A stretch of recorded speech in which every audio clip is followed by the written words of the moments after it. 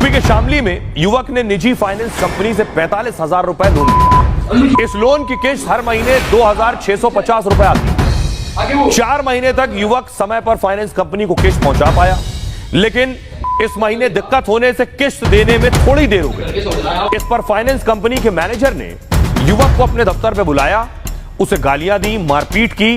जब इससे भी मन नहीं भरा तो दफ्तर में ही उसे मुर्गा बना दिया। पैसा लेने वालों पर धौंस जमाने के लिए वीडियो भी बनाया और फिर सोशल मीडिया पर इसे वायरल किया। अब यही वीडियो फाइनेंस कंपनी के मैनेजर के लिए मुसीबत बन गया। युवक की पत्नी ने मैनेजर के खिलाफ थाने में मामला दर्ज करा दिया है और अब पुलिस मुर्गा बनाने वाले मैनेजर साहब को तलाश रही है। लेकिन रिकवरी के कुछ खास नियम है। इस तरह की कोई ज्यादती और जबरदस्ती करता है तो उसके लिए भी खास अधिकार और हक।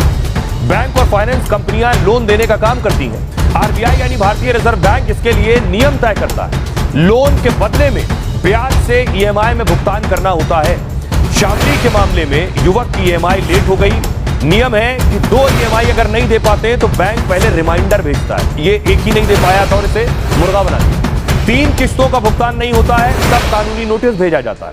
अगर कानूनी नोटिस के बाद भी किस्त नहीं भरी जाती है तो बैंक की तरफ से डिफॉल्टर घोषित किया जाता है। डिफॉल्टर घोषित होने के बाद लोन की रिकवरी शुरू होती है और रिकवरी के लिए न्यायिक और गैर न्यायिक तरीका इस्तेमाल होता है।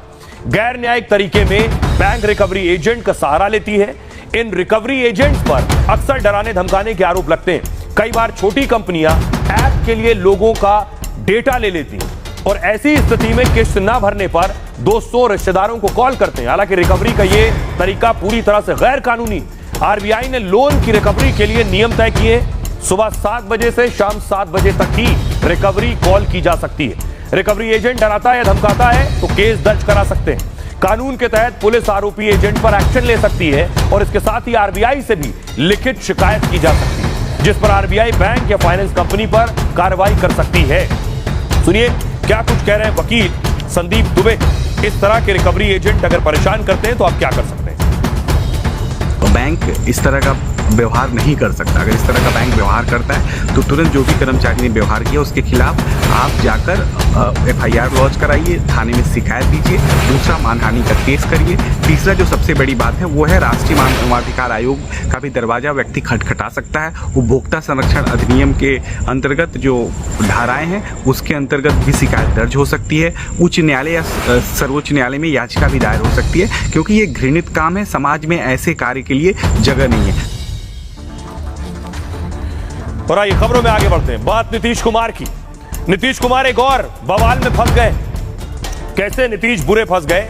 दरअसल नीतीश कुमार ने कल एक बयान दिया था विधानसभा में, मैंने आपको सुनवाया था। बयान एक महिला विधायक पर था। नीतीश बोलते बोलते महिला विधायक को डांट गए, झपट गए, लेकिन वो उन्हें महंगा पड़ गया। अब उस पर बवाल शुरू हो गया। अगली तस्वीर देखिएगा। आज प्रोटेस्ट हुआ। राबड़ी देवी और आरजेडी के नेताओं ने प्रोटेस्ट किया नीतीश कुमार के खिलाफ कि नीतीश कुमार माफी मांगे। अगली तस्वीर देखिए।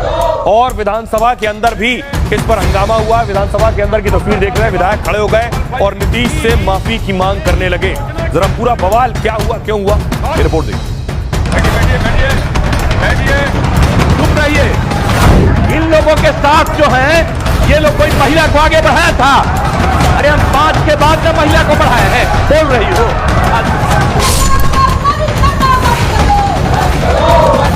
माननीय मुख्यमंत्री जी को माफी मांगना चाहिए। महिलाओं के लिए बोली नहीं गई है। लगातार नेताओं के माध्यम से इस तरह के तर्क दिए जाते हैं और जिससे कि सोसाइटी में गलत मैसेज आता है, तो इस सबसे परहेज करना चाहिए। दिल्ली से लेकर बिहार तक सियासी संग्राम है। दिल्ली में विपक्ष को बजट पर ऐतराज है तो बिहार में निशाने पर नीतीश कुमार है। बिहार विधानसभा में नीतीश कुमार ने हंगामे के दौरान एक महिला विधायक पर टिप्पणी कर दी। नीतीश कुमार की ये टिप्पणी अब उनके गले की फांस बन गई है। विपक्षी दल उन पर सवाल उठा रहे हैं तो सत्ता पक्ष उनका बचाव कर रहे हैं।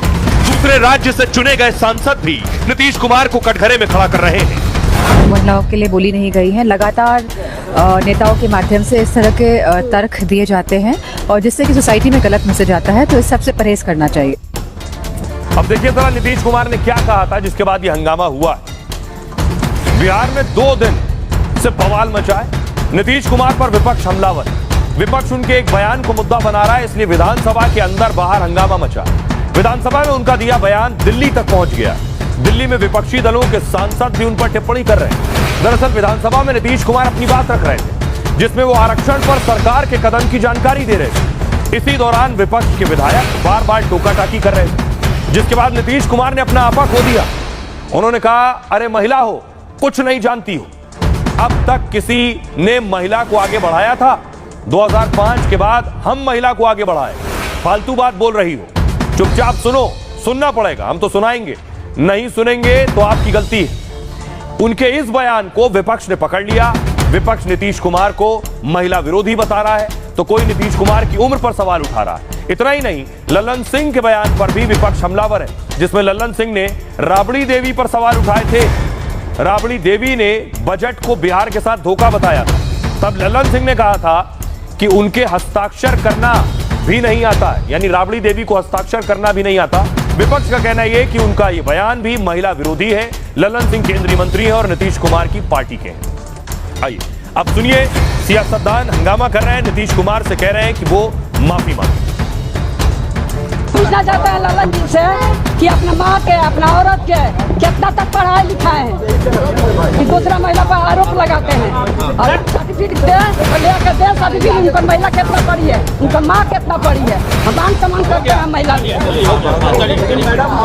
उनको माफी मांगना चाहिए ललन जी का, माननीय मुख्यमंत्री जी को माफी मांगना चाहिए। मैं समझती हूँ इस तरह की बातें पहली बार तो महिलाओं के लिए बोली नहीं गई हैं। लगातार नेताओं के माध्यम से इस तरह के तर्क दिए जाते हैं और जिससे कि सोसाइटी में गलत मैसेज आता है, तो इस सबसे परहेज करना चाहिए। काफ़ी सारे हम लोग लगेंगे हैबिचुअल ऑफेंडर हैं और इसमें भाजपा के भी कई नेता लोग हैं और कहीं भी किसी भी महिला के खिलाफ कोई भी टिप्पणी करना इस तरह की मैं मानती हूँ सही बात नहीं है। अगर आज आप बिहार में देखें, अगर कोई भी महिला सदन तक या फिर संसद तक या विधानसभा तक पहुंच पा रही हैं, वो सिर्फ इसीलिए क्योंकि एनडीए की सरकार ने उनको सशक्त करने का काम किया है। वो आप उनका पंचायती राज इंस्टीट्यूशन में आरक्षण देख लीजिए, आप सरकारी नौकरियों में आरक्षण देख लीजिए। बड़ा आज की एक और खबर